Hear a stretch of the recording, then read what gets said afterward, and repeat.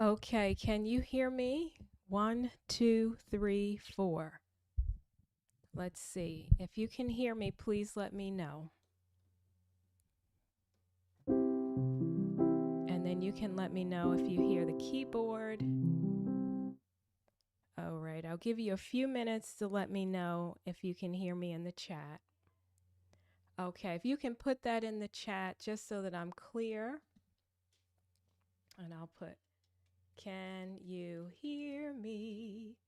Okay, so yes, sounds good. Okay, and I think I can even put yes. Okay, mobile music. So look at that. I can put your name on the screen. This has been quite a challenge, but needless to say, we are now here. We are cooking. How is everyone feeling? Happy Saturday. Happy Saturday. Happy Saturday. I hope you had a fantastic week. I know I did. I had a birthday. I won't tell you how old, but I'm getting older, but I'm feeling great with each year. So I'm going to continue to celebrate my birthday throughout the week. And I'm having a fantastic day, even though I'm struggling with our live stream. Okay. And I should also mention that if you're watching on the replay, let me say thank you for joining us. We get a lot of people watching the replay, a lot of people giving thumbs up, like, and subscribe. In fact, let me please ask you to give a like. Thank you, Mobile Music, for the birthday greetings. That is so appreciated. Let's see. If you can like and subscribe, I would appreciate that so very much. It really helps the channel. And Mobile Music is saying happy birthday to me with a little birthday cake. So I want to say thank you so much for the birthday wishes. Um, so we're going to talk about everything that we've covered so much in terms of the lines and spaces of the treble clef, the lines and spaces of the bass clef, how you write the music staff. I'm going out of order, but we've covered so much. The ledger lines of the treble clef, the bass clef ledger lines above and below. We're going to cover everything. So this is a very um, loaded class today, just to make sure you understand everything that we worked on thus far. So this is what I'm calling a unit review. And if something doesn't make sense, you can put it in the chat. You can put it in the comments if you're watching the replay. We try to get back to everyone quickly. So that's what we're going to work on today. So it's going to be a little bit of a different kind of class. We're not going to really play a game because we're going to really hone in on all those lessons. So we have a lot to cover. If you don't know, I should mention that I am Miss Christine, and this is Live in the Music Room. And we're going to continue to offer um, wonderful content for you every Saturday as often as we can. And that's what we're here. You're going to meet other people, as I say this every week. And we're just eager to forge ahead and continue sharing music and music education, arts education to you. So thank you again in advance for that. All right, so let's get to our lesson. So we're going to talk first, and we're going to review lesson one. Lesson one was the very first lesson that we talked about. And so we're going to review the music staff. And someone in the chat can tell us, what do you remember about the music staff? Maybe in your own words, you can tell me. And I kind of given you a little bit of a clue.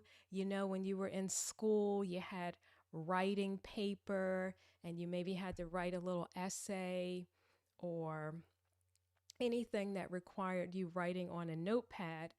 A music staff is very much similar to writing on a piece of paper, just like I have here. you have the music staff. But what does a music staff consist of? There's some lines and spaces. How many lines and spaces are you to have to create a music staff? We should know that. Good. So you should know that music is written on a 5 lines and 4 spaces. We've talked about that numerous times. Yes, that's where you write your music, okay?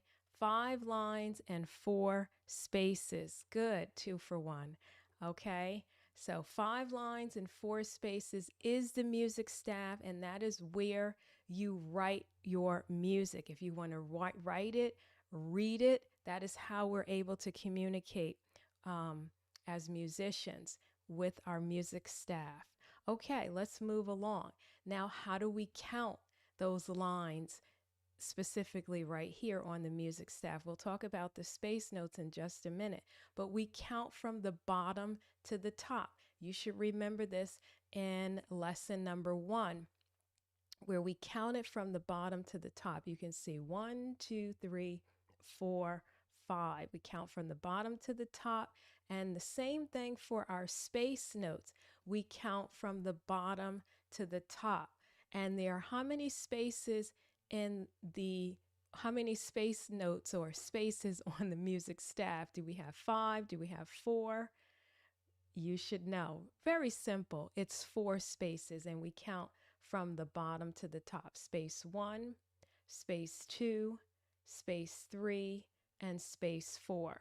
Good, good, good. Okay, I'm glad that people are coming in and giving some comments. Thank you, Mobile Music.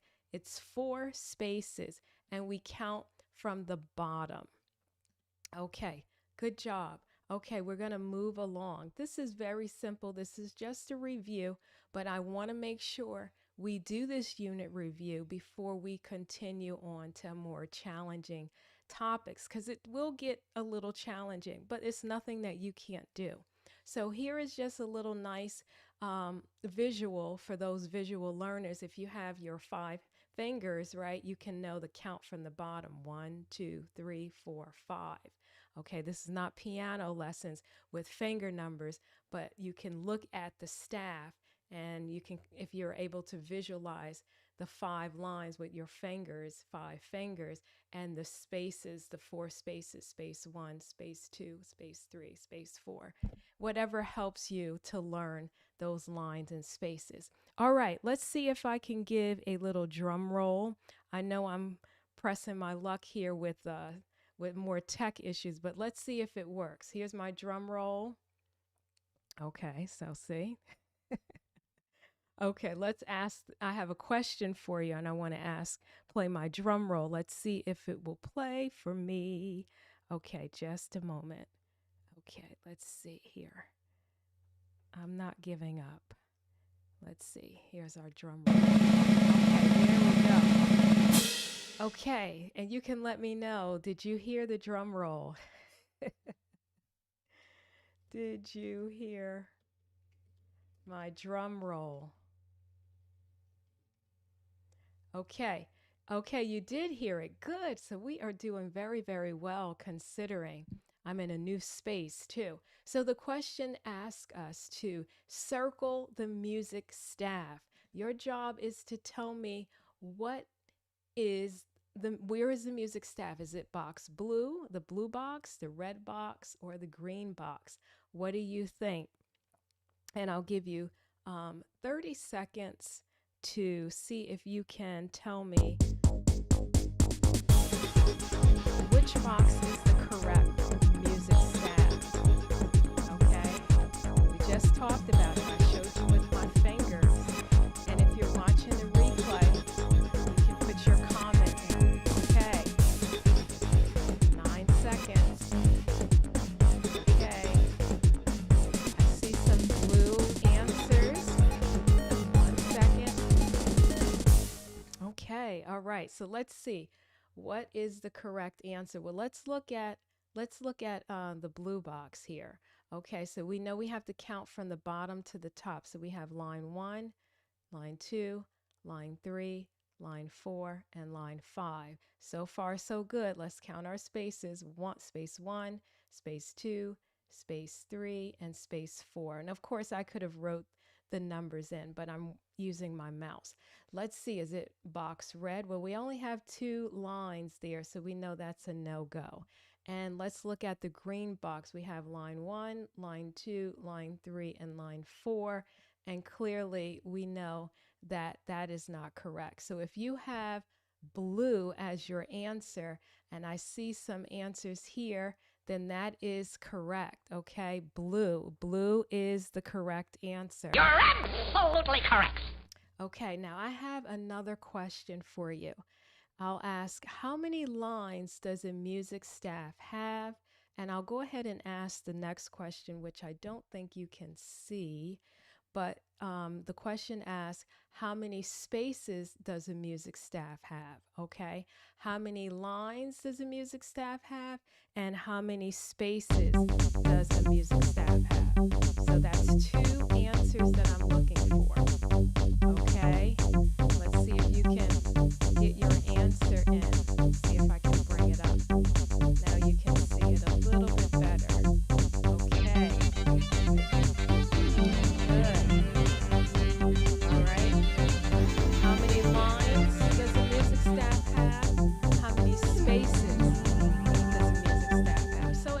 How many lines and spaces does a music staff have? Okay, so the clock has 1 second and it's finished. Okay, what is your answer? Let's see. Okay, 5 lines and 4 spaces is the correct answer. And I'm going to put here 5. Don't judge my writing.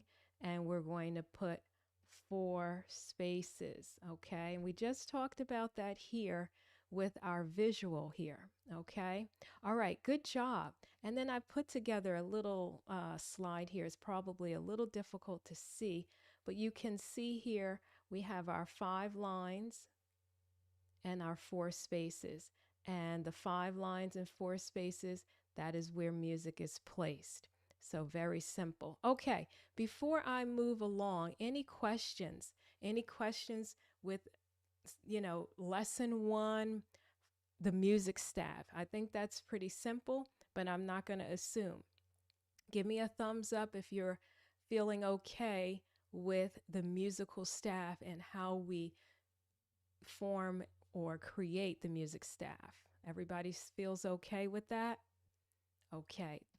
All right. Good, good, good. Okay. So now we're going to review the clef. Okay.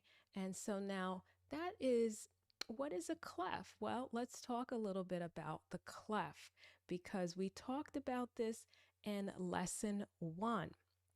So a clef is a symbol similar to what I have here. Okay, and you should know what this symbol is. I'm not going to tell you. It's a symbol that is placed on the left-hand side of the staff.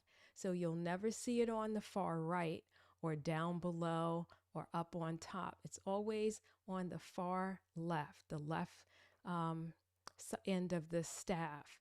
And it helps us identify notes. If you don't have a clef, there's no way you're going to know what the pitch, meaning how high or low that note is on the 5 lines and 4 spaces that we call what? The musical staff. So the clef tells musicians or singers, all of us, what lines or spaces represent a note. So if I was to draw a note here, even though I'm jumping ahead, now we would be able to know what this note actually is because of the clef. Okay, does that make sense? Everybody can say yes. Makes sense? Okay. All right, good, good, good. Okay, we're going to move along. So here is our treble clef. Do you remember our treble clef? And it also has another name. Do you remember the second name that we call the treble clef? Yes, good. It is called the G clef, okay? So you have 2 names. You have the treble clef or the G clef. And I'll ask you in just a moment, why do we call it the G clef? There's a reason why we call it the G clef. All right. So you can start thinking about your answer. But in music, we have this symbol, the treble clef, that tells us the music will be written for high sounding instruments or voices, okay? Like here on the keyboard. All right, high sounding. So typically the right hand will play the treble clef staff, okay? Sometimes, it will play lower notes like the bass clef that we'll talk about in a minute. But you'll see instruments like the guitar, the violin, the trumpet, saxophone, and others that read the treble clef. Okay, read the treble clef staff. So some of you might play these instruments and you already are reading the treble clef staff, right? If you're watching on the replay, you may have already been familiar with the treble clef staff. If you're new to music and you've only seen it at your interior store, the decor stores, and it looks so beautiful, now you know what that symbol represents. It's for high sounding instruments, high voices will read from the treble clef staff. Okay, now in lesson 1, we also worked on drawing the treble clef, right? So if you're able to, I'll give you a few seconds to just go get some manuscript paper. We also have it at our school store, and you can download it, and practice drawing the treble clef. Okay, let me give you the resources that we have here at our store so you can get yourself some manuscript paper. That means 5 lines and 4 spaces so that you can practice drawing your musical, not your musical staff, but practice drawing your treble clef on the musical staff. There we go. Okay, so go ahead and get that. And if you're not able to print right now, just get some blank paper. Okay, and let's start practicing drawing our treble clef. But here are some resources, and they are free for you to enjoy and download.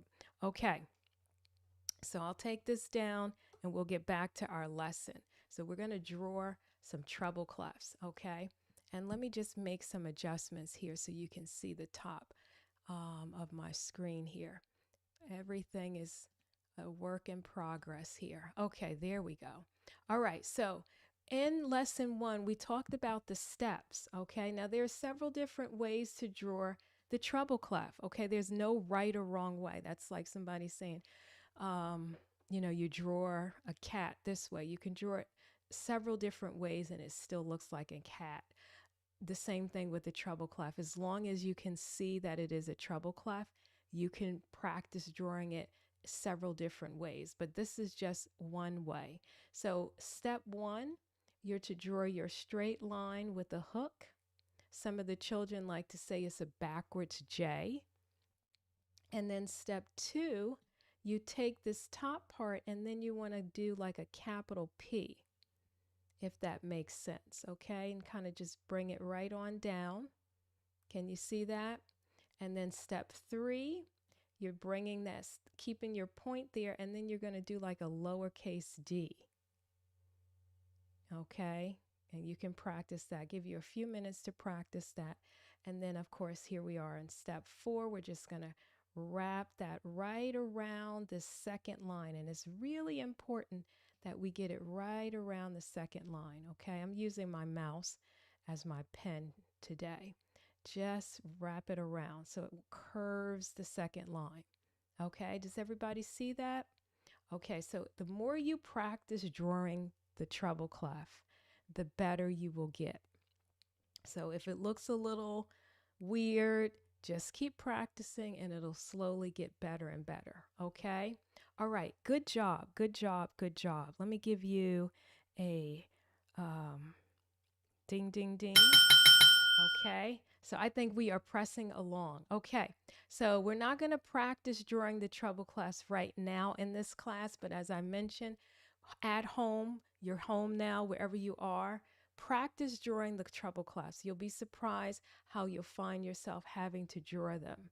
Okay, now we're going to move on to the bass clef, okay? Do you remember the bass clef? The bass clef is what? Well, it has 2 names. It's called the bass clef and the F clef, okay? Oh, I forgot. I wanted to ask you, Why do we call the treble clef the G clef? I never got the answer. I kind of skipped ahead. So why do we call the treble clef the G clef? Well, it goes back to our drawing here. It circles the what? The second line, which we're going to talk about our line notes and space notes and those letter names around the G line. Okay, so that was just a little heads up. Okay, let's move along. So here we have the bass clef, good, the G line, and the bass clef is for lower sounding instruments, lower voices. Okay, typically on the left hand. I don't know if you can hear that. It's coming in low. But typically the left hand on the piano plays the bass clef staff. The right hand typically will play the treble clef staff. So that you get some understanding. But instruments, so let me read this. The bass clef or the F clef is a music symbol, okay, that tells us the music will be written for low sounding instruments, such as the bass guitar, if you play bass guitar, bass fiddle, bass clarinet, tuba. These instruments read from the bass clef staff. So if you play some of these instruments, or you're a baritone, or bass singer, you're going to read from the bass clef staff. Okay. All right. So let's move along. So here we have a bass clef on the staff. Oh, and here is a look at the music called Happy Birthday. And it was my birthday past. And you can see the bass clef right here. Okay, so that kind of gives you some understanding of what music looks like when the bass clef is here at the left-hand side of the music. You get a visual of the actual music, so that's nice and handy. Now we're going to review how to draw the bass clef. So let's go back to that same manuscript or that white piece of paper that you were using, and we're going to practice drawing the bass clef. This is all a review for lesson 1. So what do we have to do? Well, we know it's 5 lines and 4 spaces for our musical staff. You find that 4th line, and that's a very important line, because that's how we get our F clef, the name, the F clef. And you want to put your dot here on the 4th line. That's our first step. Step 2, you want to do a nice little curve right under the 5th line. Okay, and then step 3, you want to kind of bring it right on down to about just past the 2nd line. And then step 4, you're going to add your dot, and then step 5, you're going to add the other dot. So it's splitting the 4th line. It's splitting that 4th line. Okay, any questions about the bass clef? Okay. All right, good, good, good. Okay, and we might have to break this up. So there's so much information that we worked on. All right, but I want you to practice the bass clef staff, drawing the bass clef staff as well as drawing the treble clef staff. Okay, now here's a quick question. When you take the bass clef staff and the treble clef staff and you put it together, what do you get? When you put the treble clef and the bass clef together, what do you get? Let's see. What do you get? You should remember. What do you get? Something grand. What do you get? Okay, I see your answers coming in. It's something grand. It's something grand. Do you remember grand staff? And how do we know that it's the grand staff, or how do we connect the grands to create the grand staff? You have to have this thing. I don't want to give you the answer, but it is something that connects the two staffs. Do you remember? It starts with a B. You have to connect them with this. It's not a bracket, it's close. Like something, if you had a knee injury, you might have to put this on your knee. Okay, let's see. It's a brace, a brace. Okay, a brace. Let's go to our slide. Okay, here we go. Okay, a brace is what I'm looking for. So it is a brace. That was the correct answer that I was looking for. Okay, good job. Good. Not bracket or whatever I thought I saw. It's brace. It's a brace. Now, here is something to keep in mind for lesson one. There are many clefs. The two common clefs are the treble clef and the bass clef, okay? But I don't want you to just go out into the world and think that's all there is to music, because we have other clefs, okay? And so these are some other clefs that you might come across. The alto clef, which is right here, also affectionately called the viola clef. Okay, so if you play the viola, which is a string instrument, you will be reading this clef. This is also known as the C clef because this point right here is the C line. If you were to read the viola clef or the alto clef, okay? And then we have the tenor clef here. Kind of looks like the viola clef or the alto clef, but notice that it's higher. It's here on this fourth line, and this is the tenor clef, okay? So it's good to see different clefs because you never know. You may find yourself looking at other clefs. And the tenor clef occasionally used to represent, I have upper range. So like if you play the cello, double bass, the bassoon, trombone, okay?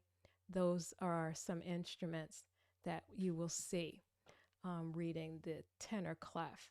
And let's see, I think I covered as much as I can here on the lesson one.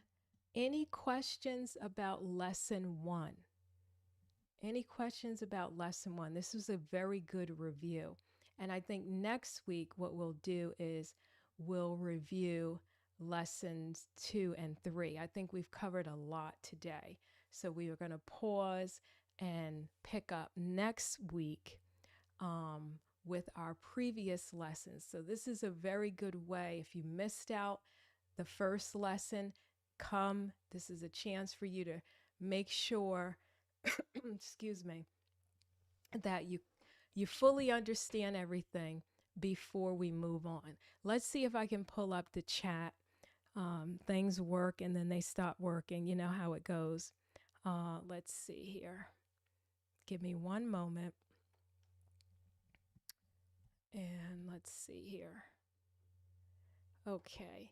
So we have a question here. Do most musicians learn all the clefs? That's a very good question. I would say most musicians learn the three most common clefs, which you would see, or the two, which is the treble clef and the bass clef.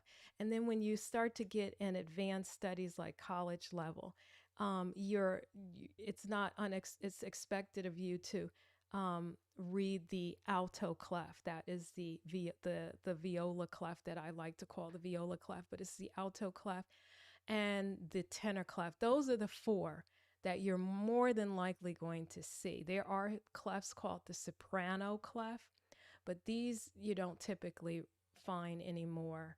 But they do exist in older period pieces when you start learning music history and you start going into those more historic pieces, I like to call, then you'll see some of these other clefs. So do most musicians learn all the clefs? If you want to be a proficient musician and you want to study on the more advanced level, then yes, if you go into more traditional conservatory schools, you're going to find yourself reading, if nothing else, the alto clef, and the tenor clef. But generally, it's the treble clef and the bass clef. Those are the headliners. Okay, let's see. Excuse me. Let me see if I can. I really enjoy bringing your names up, so let's see if it will work for me again. Um, okay. 1 minute. Give me a second. This is the only way I learn, so it's sort of by doing. Just like how I tell you to practice your treble clefs and your bass clef drawings, it's by doing. This is how I'm going to get better by doing this. Okay, so no, it doesn't look like I'm able. I'm having a problem bringing up the your name. Okay, so what's this here? But if you play only one instrument, do you need to know the others? If you only play one instrument, let's say piano, and it's treble clef and bass clef, do you need to know the viola? No, you don't.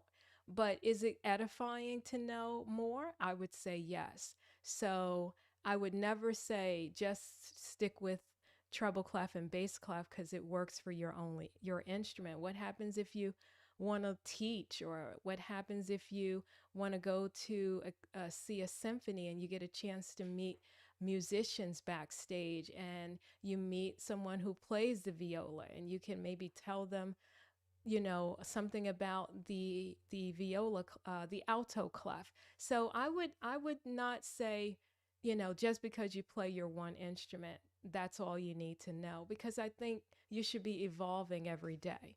But generally, no, you don't have to learn other clefs. You're going to probably more than likely focus on your own instrument and those clefs that your instrument supports. But it's not a bad idea if you want to become a composer. I have a friend who's a film composer, and he has to read in a lot of different clefs, not because he enjoys it, but he wants to stay a working musician, you see. So if you want work as an artist, a working artist, then you keep your mind and your opportunities open. I think that's a fair answer. Okay, let's see.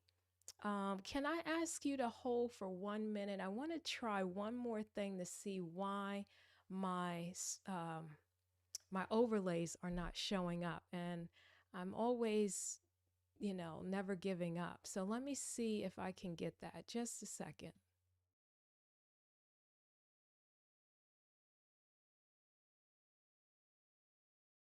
Okay, I'm back. Okay, so I have all this new technology, and it's really something.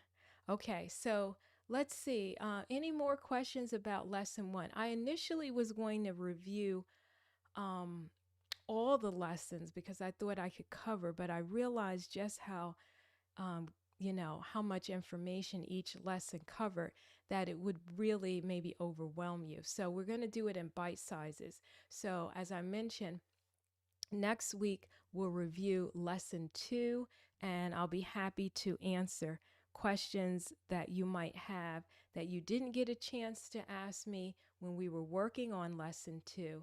We'll talk about lesson two and all that lesson two talked about. We'll review that as well. And I think this is important to kind of pause for a second, regroup, go back to the lessons, and make sure everything makes sense. And so I think we fully understand all about lesson one, because that's just the music staff, drawing the treble clef and the bass clef, bridging them together with a brace that we call the grand staff. Okay, and that was pretty much lesson one. Lesson two then talks about the lines and spaces of the treble clef. And there's several different ways to read the treble clef staff. There's no right or wrong way, as long as you know what those notes are. Some people just memorize them. Some people count the lines and spaces. Some people use the musical alphabet. Some people use a combination. So it's always good to have all the tools so that you know how to get to the right answers, like math. You don't want to just know one way. You want to know a couple of different ways to figure out how you came up with your answer. But those were some really good questions. Thank you, Mobile Music and Two for One. I want to always say a special thank you for coming out, um, no matter what, on your Saturday to speak with me and help me along, and I'm going to get better and better. So please do give a like and a subscribe. Some of you who are watching and not commenting, I do see you. Thank you for joining.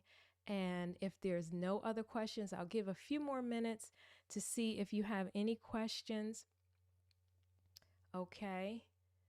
But that was a great question about the musician regarding the clefs. A lot of people don't realize there are other clefs. So that was great. Okay, let's see if you have any other questions. Give you a second. Um, okay. So I see something here. Let's see if it works. Okay, mobile music. What other interesting things will we be learning? Oh, wonderful. Okay, well, this live in the music room is going to cover many, many music topics and other things that's not necessarily music, but that's arts education for perhaps. I'd like to get into some theater concepts and some acting concepts, script analysis. But for right now, you have to start somewhere. So we're going to start with what I call the fundamentals, kind of building blocks, get our musicianship skills nice and strong. Okay. And so these things that I'm working on in the music theory world are for anyone. I don't, even if you just love pressing play on your phone to listen to your Spotify playlist. This is good knowledge, okay? And so we'll cover some fundamentals of reading and writing music.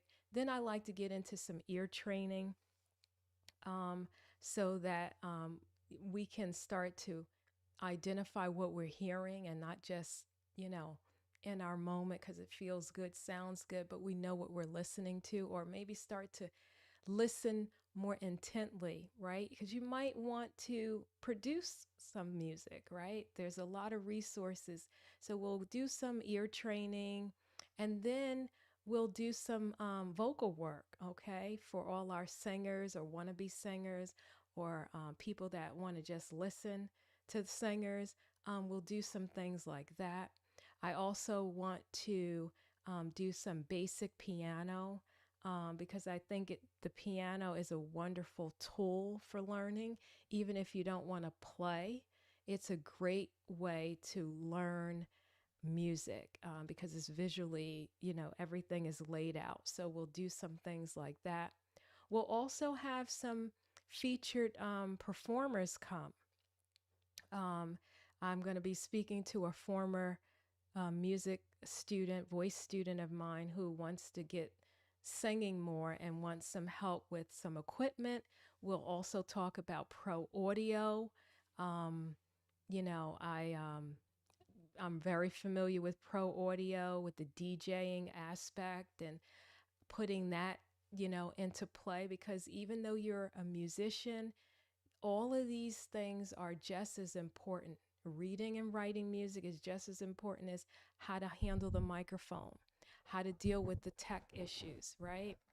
And so, and if you're at a live gig, not everything is going to go according to plan, as you can see every Saturday with me, and how to connect these wires. So we're going to have some talks about pro audio. I like to be able to do some music production work where we can create some basic beats, So these are all exciting things. And we have a lot of talented people on our team. We're a very small school, but we're huge and when it comes to our talent. So we're going to be covering a lot. It's a new year. We're only in the second month. And I hope that this becomes a very thriving year, 2026. I just spoke to my former voice teacher who graduated with a PhD, very accomplished in the world of music, Manhattan School of Music graduate.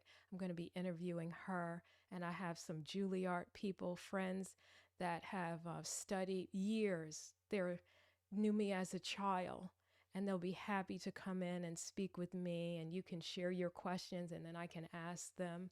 They live right here in the city. So, but I want to build it up. I don't want to just invite people in. It's just, a few of us. I want to make it grand, like the grand staff. But don't boom. Okay, so let's see. Do vocalists read music? If so, what clef? And I'm not as social media astute, so I don't know what ROTCL means. To be honest. But do vocalists read music? Absolutely, absolutely, absolutely. Even though we're singers, right? We have to read music, okay? If you're going to go on an audition, let's say even for Broadway or off Broadway or some kind of low budget film, and they need you to sing a part, they may give you a lead sheet, which is just the lyrics with the chords above it. And we'll show you different things too. But yes, you're going to have to be able to read music, especially if you're going to do something in the musical theater world where you're going out and you have to do, I don't know, 16 bars, 32 bars, depending on how long they want to hear you. And you got someone playing, or they'll hand you some music and they'll say, we want you to sing at measure, starting at measure 16. Well, you need to figure out where is measure 16, and that's reading the music. So don't just sleep on talent. Talent is the foundation, but then you need the technique work. It's like lifting weights. If you decide you want to exercise or be healthy, well, it starts with the foundation. Okay, well, what are you cooking? What are you putting in the foods? And then all the other things that go along with it. So, just having a great singing voice is the baseline. If you have talent, if God blessed you with the talent, then you use it, and then you grow. You try to learn more about your instrument. It's a craft. It's a craft. And you hone your craft. That's what we do as artists. That's an excellent question too, for one. Okay. All right. Well, I feel like I have talked, and that's what you do on these live streams. uh, but it's been great. I'm hoping I'm getting better and better with this. You can share your comments. This is how I grow. Let me also remind you to visit our school store. Okay, we're getting resources up there. So if you're still looking for some more worksheets and workbooks and quizzes, I'll be working on those for you. I'm getting it together. Like I said, our school is small, but it's growing, and that's why we need you to support us by giving a like and subscribe. I know everyone asks you to do that, but it does mean a lot. Um, any other questions? Any other questions? Okay. All right. Well, this has been really, really great. Thank you for hanging in there with me. This was a real task because I was running into a lot of tech issues. But I'm here and I made it, and I'm grateful and glad I didn't give up. That's what I want for you as students. Don't give up. Don't give up. Even if it feels like this is getting on my nerves, just don't give up. All right. Give me a high five. It's been great, and I'll see you in the next lesson. All right. I'm going to say my goodbyes for now. Have a wonderful Saturday.